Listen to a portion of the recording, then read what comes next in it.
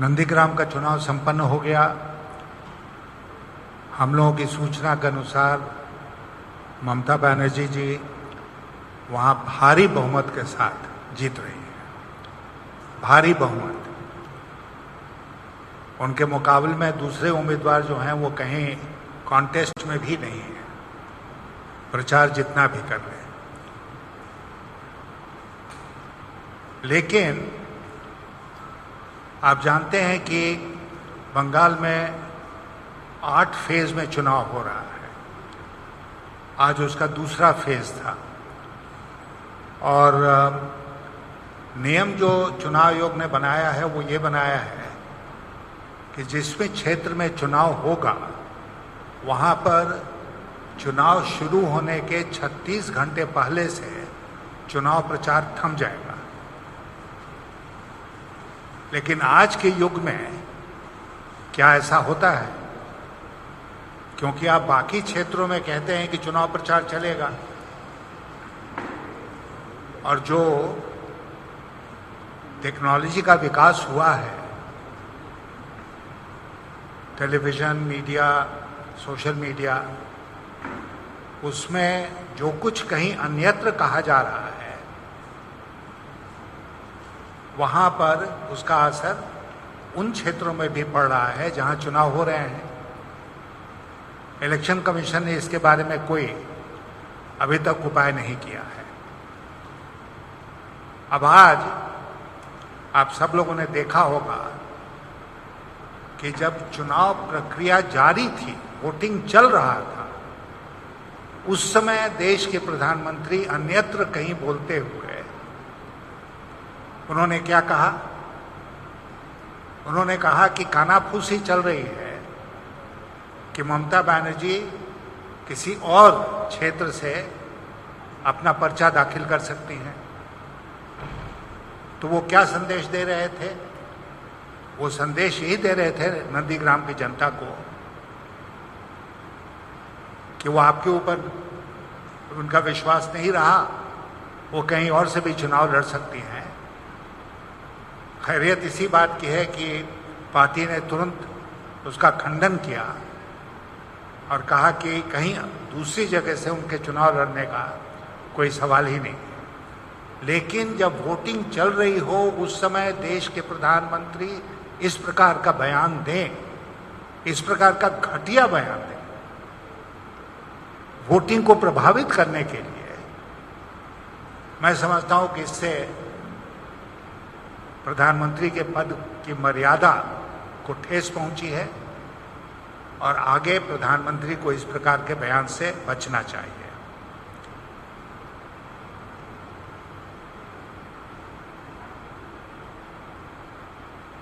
नंदीग्राम में भारी संख्या में लोग बाहर निकले, उन्होंने अपने मत का प्रयोग किया और ये सब भारतीय जनता पार्टी के हिंसा के और अन्य कारनामों के बावजूद हुआ है।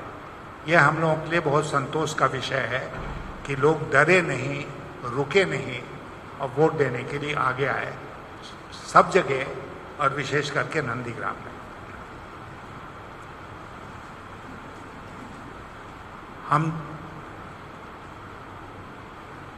आप जानते हैं कि देश के अर्थमंत्री भी थे और अभी एक घोषणा हुई वित्त मंत्रालय की तरफ से कि जो भी स्मॉल सेविंग्स हैं उसके इंटरेस्ट रेट में भारी कटौती होगी। किसी किसी योजना में तो 110 बेसिस पॉइंट्स की कटौती। अब वित्त मंत्रालय में फैसले कैसे लिए जाते हैं, घोषणाएं कैसे की जाती हैं, इसका थोड़ा बहुत ज्ञान हमको भी है। 5 साल तक मैंने उस मंत्रालय में काम किया है और घोषणा होने के बाद वित्त मंत्री एक ट्वीट करेंगे जिसमें वो कहें कि नहीं, ओवरसाइट हो गया और उसको वापस ले लें, तो ये बड़ी अजीबोगरीब बात लगती है क्योंकि वित्त मंत्रालय में इस प्रकार से फैसले नहीं लिए जाते हैं। मैं तो डिमांड करता हूं कि वित्त मंत्रालय की वो संचिका, वो फाइल जिसमें ये फैसला लिया गया, उस फैसले को सरकार सार्वजनिक करे और लोगों को बताए कि कैसे फैसला लिया गया, किस स्तर पर फैसला लिया गया, और आज क्यों कहा जा रहा है कि ओवरसाइट हो गया, उसमें फैसला लिया गया। और मैं आपको एक और चेतावनी आज का देश की जनता को देना चाहता हूं, और विशेषकर बंगाल की जनता को, कि ये चुनाव के मद्देनजर इसको वापस लिया गया है। जहां चुनाव की प्रक्रिया समाप्त होगी, सरकार तुरंत इसको फिर से लागू करेगी और जो अल्प बचत की योजनाएं हैं उसमें जो भारी कटौती ब्याज दरों में की गई है उसको फिर से लागू किया जाएगा।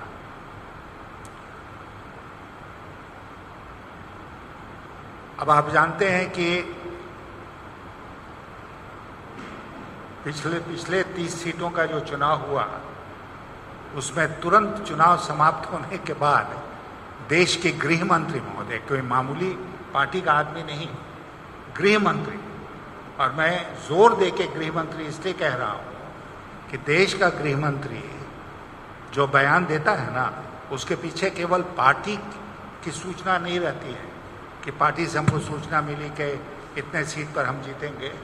देश के गृह मंत्री के पास, आप जानते हैं कि सेंट्रल आईबी भी है, दूसरी एजेंसीज हैं जिससे उनको सूचना मिलती है, और उन्होंने घोषणा की कि 30 में 26 सीट भारतीय जनता पार्टी जीत रही है।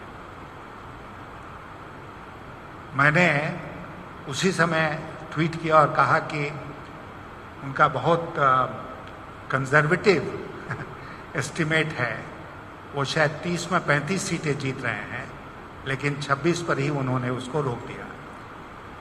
आज मैंने दिन में ट्वीट किया है कि मैं बहुत ईगरली अवेट कर रहा हूँ, इंतज़ार कर रहा हूँ कि आज गृह मंत्री जी क्या दावा करते हैं कि आज जो चुनाव हुए हैं उसमें उनको कितनी सीटें मिलेंगी। अभी तक वो सूचना मेरे पास नहीं पहुंची है, अगर आपके पास सूचना होगी तो बता दें, वो भी एक मज़ेदार स्थिति पैदा करेगी। धन्यवाद। इंग्रेजी बोलते হবে না? बोलते হবে না?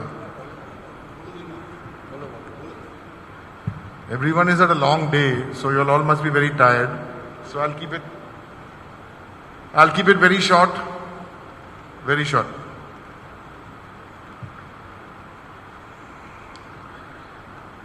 Firstly, I want to begin by thanking all the members of the media for doing a sterling job across the state today.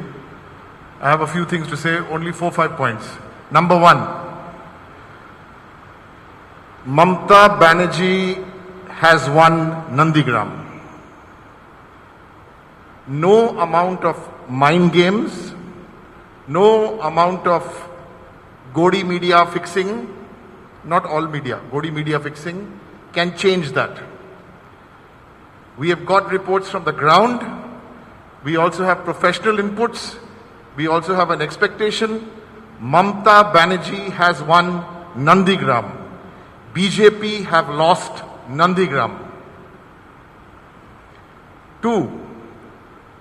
Like in the first phase, if you compare the leads of the first phase to 2019, if you compare the leads of the first phase to 2000 now, first and second phase, Trinamool have done much better than we have done in 2019.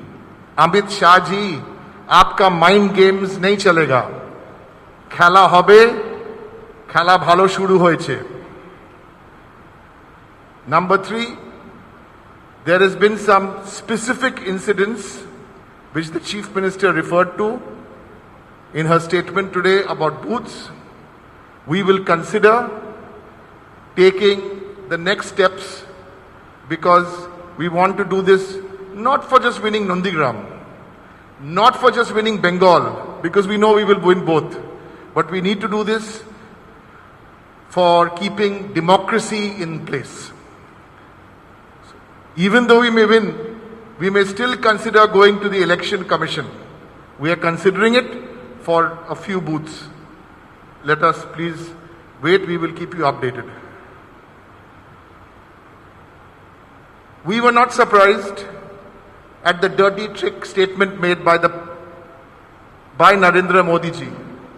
And I'm restricting myself by not saying made by the Prime Minister. We respect the chair of the Prime Minister. We have no respect for Narendra Modi when he makes a statement like this. It is what we call a cheap shot in the middle of an election, saying that Mamata Banerjee will fight a second one because it's on the 6th of April is the next day for closing nominations. If they are so much in love with Bengal, then why don't Modi ji or Amit Shah ji consider filing a nomination for the last phase? We welcome them. Come fight. So many of your MPs you've asked to resign your seats and come and fight in Bengal. You also come now. Choose your seat. You're trying to play these dirty tricks. Why? But then on April Fool's Day, you already played a dirty trick on the people of the country. Such a senior person, former finance minister, sitting next to me. Are you all running a country with this announcement on small savings? You give us big talk about good governance. What have you all done in the last 7 years? Are you all running good governance? Are you running a circus? The finance minister must have got a call in the morning and must have got a blast. And I think what Yashwantji said in Hindi, I would like to repeat. We want all the documents to be shown to us. How was this done? This is not the Gujarat Gymkhana. This is India, where you cannot do this rollback. What do they call it? Oversight. And I will end by saying, after every phase, let the Home Minister of India, who's poking his nose into every single institution, do what you want. We have the people on our side. We're very cool, Trinamool, very confident. This is not the time for big talk. Thank you so much for coming here for this media conference. And we are going to do today something which the Prime Minister has done for the last 7 years. So we want to be inspired by Narendra Modi ji. Once in a way, at least be inspired by him. We will not take any questions today after this press conference.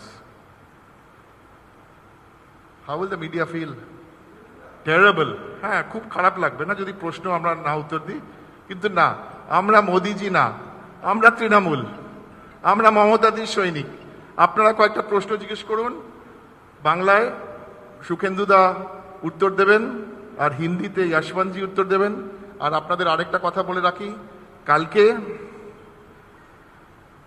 1:30 নাগাদ বা 2 নাগাদ আমরা একটা সাংবাদিক বৈঠক plan করছি সেটা আপনাদের জানিয়ে দেব কোনো প্রশ্ন থাকলে বলুন